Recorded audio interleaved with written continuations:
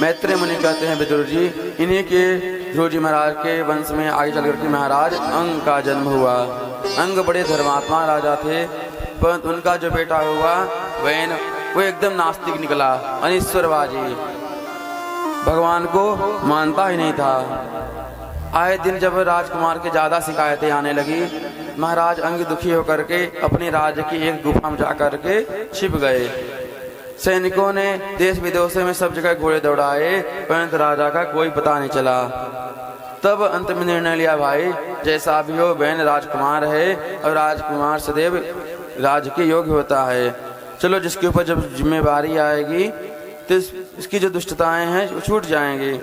परंतु सब ने मिलकर के बहन को ही राजा बना दिया, और जो राजा बना गद्दी इसको हाथ में आई, तुरंत इसने पहला प्रस्ताव पारित किया। कहते हैं महात्माओं को राजनीति से कोई मतलब नहीं होता है, परंतु जब राजनीति धर्म पर कुठाराघात करने लगती है तो महात्माओं को भी सामने आना पड़ता है। तब महात्माओं ने क्या किया कि बहन के शरीर को मंथन किया गया, एक कुंड में रख करके, और उसकी जंघा का मंथन किया, बाहें जंघा का, उससे एक निषाद की उत्पत्ति हुई जो बहुत काला कलूटा था।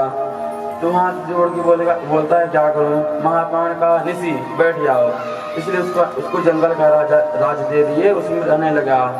पुनः उनकी भुजाओं का मंथन किया, बहन की भुजाओं का, तब की बार पुनः दोबारा मंथन करने से एक पुरुष और कन्या का जोड़ा प्रकट हुआ। पुरुष के हाथ में शंख चक्र देकर के ब्राह्मण लोग प्रसन्न हो गए।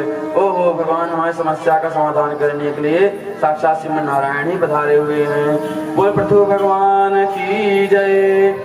समस्त ब्राह्मणों ने मिलकर के महाराज पृथ्वी को राजा घोषित कर दिया। इनका विवाह हुआ लक्ष्मी स्वरूपा अर्ची देवी के साथ।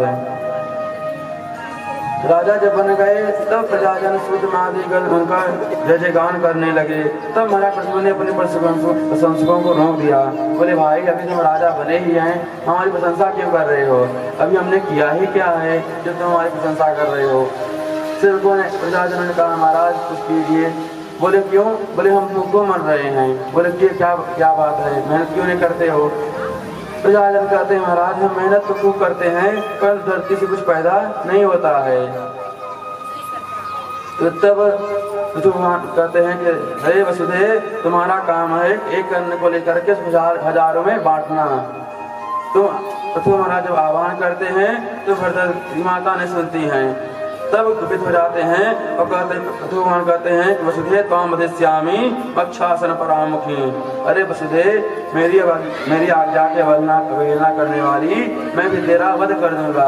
पृथ्वी कांप गई और बोली महाराज मेरा स्वभाव है कि जब हमारे ऊपर धर्म की ध्वजा लहराती है तो मैं अपने गर्भ में से अपने हृदय उदर में से सारे रत्नों को प्रकट कर देती हूँ। इसलिए धरती माता का एक नाम है रत्नगर्भा। परंतु आपके पूर्वज तो बड़े दानी हुए, परंतु आपके जो पिता हुए उन्होंने धर्म पर रोक लगा दिया।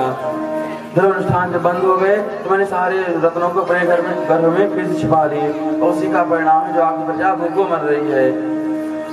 हे प्रभु मैं आपकी शरण में मैं भी गाय बनकर के आपके सामने आई हूँ, आप भी हमारे दुख के द्वारा अनेक औषधियों का दोहन कीजिए।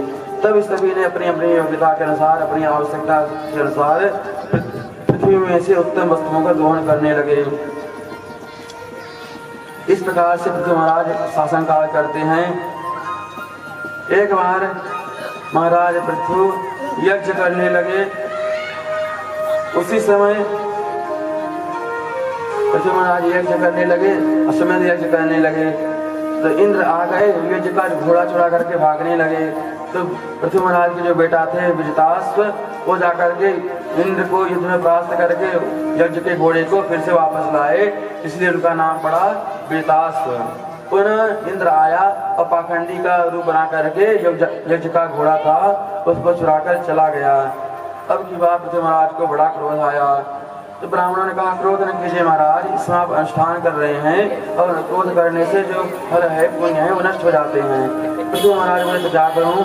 बोले हमें आदेश दीजिए, क्योंकि जितने भी देवता हैं वो सब मंत्रों के अधीन हैं और वो मंत्र ब्राह्मणों के अधीन हैं, इसलिए मुझे आदेश दीजिए, मैं भी मंत्र पढ़ता हूँ, इंद्राय स्वाहा की जगह इंद्र को ही स्वाहा कर दूंगा। क्योंकि मंत्राधीना जगत सर्वं मंत्राधीना च देवता ते मंत्रा ब्राह्मणाधीना तस्मात् ब्राह्मण देवता।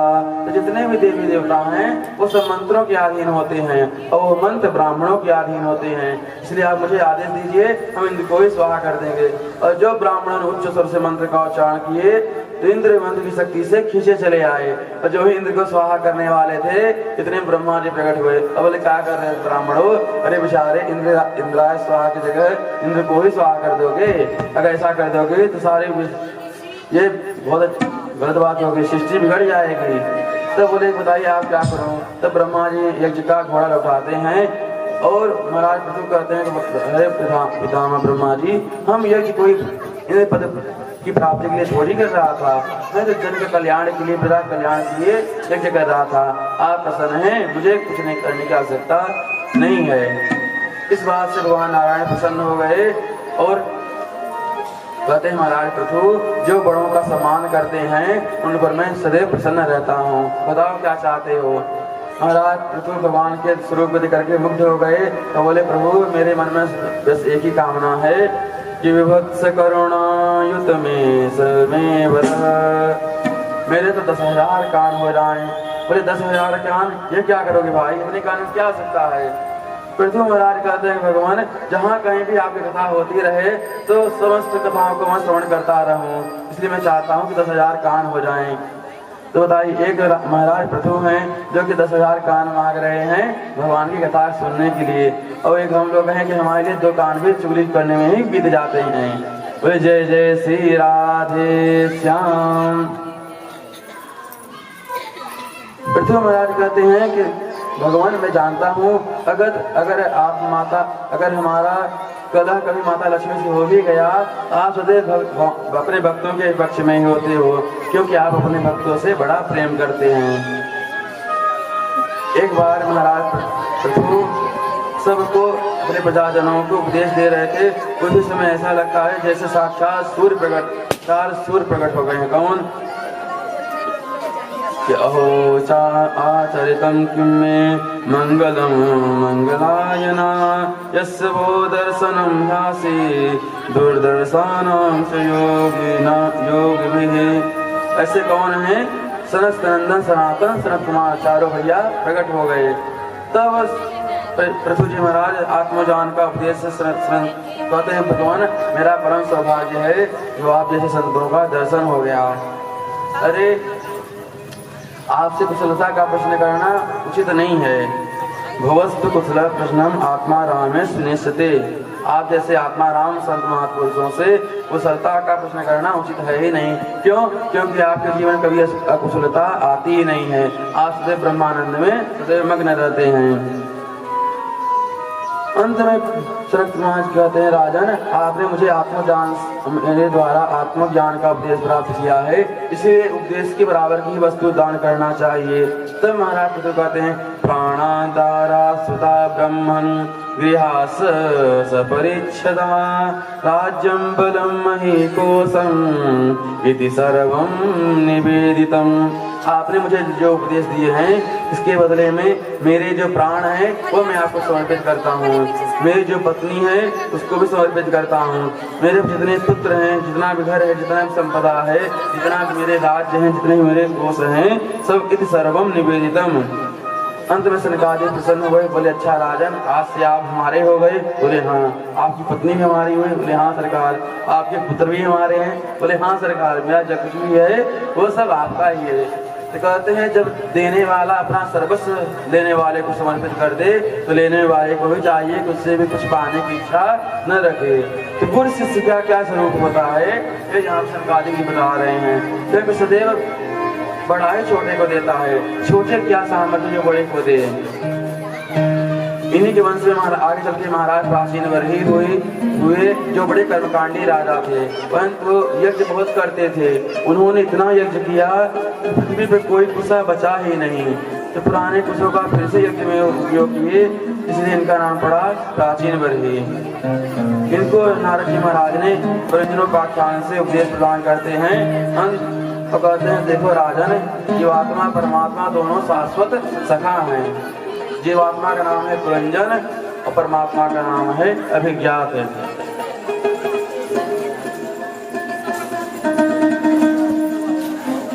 एक दिन जीवात्मा बोला, प्रभु हम घूमना चाहते हैं, चलिए साथ में घूमने चलते हैं। भगवान बोले, बेटा तुम ही घूमते रहो, हमें तो अपने घर में ही बड़ा आनंद आता है।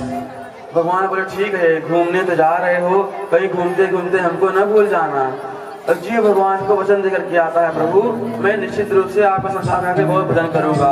परंतु जन्म लेने के बाद भगवान की माया में ऐसा फंस जाता है, भगवान की माया उस व्यक्ति को इतना बांध देती है अपने पास में, तो भगवान को भूल ही जाता है। मुझे कभी संसार से बाहर भी जाना है कि माया के हो पुजारी, आगे खबर है इस घर से बढ़कर के दूसरा भी घर है। तो हम तो आए थे भगवान से वादा करें, प्रभु मैं आपको भूलूंगा नहीं, और आकर के आप भगवान को ही भूल गए। इसलिए कहते हैं जब भागवत कथा हो रही है, कैसी कथा है, भूले से लोगों को यहाँ पे मिलाया जाता है। जैसे जब मेला लगता है, बहुत भीड़ आती है, लाखों की भीड़ आती है, उनमें से कोई एकदम लोग छूट जाते हैं। क्या होता है, उनके लिए, उनको मिलवाने के लिए एक शिविर लगाया जाता है, भोले से लोगों का शिविर। और वहाँ पर बताते हैं, भाई इनका ये नाम है, ये कपड़ा पहनी हुए हैं, इनके पति या इनके बेटे जहाँ कहीं भी हो, ये इनको ले आकर के अपने साथ ले जाएं। इसी प्रकार से जो बड़े से बड़े संत महात्मा भगवान के भक्त होते हैं, वो भागवत कथा के माध्यम से, राम कथा के माध्यम से, सत्संग के माध्यम से जीवात्मा जो जीव परमात्मा से गुजर गया है, ईश्वर कथा अंश जीव अविनाशी चेतन अमर सहज सुखराशि, जो जीव इस स्वरूप को भूल गया है, संत महापुरुष उसी स्वरूप को याद दिलाते हैं।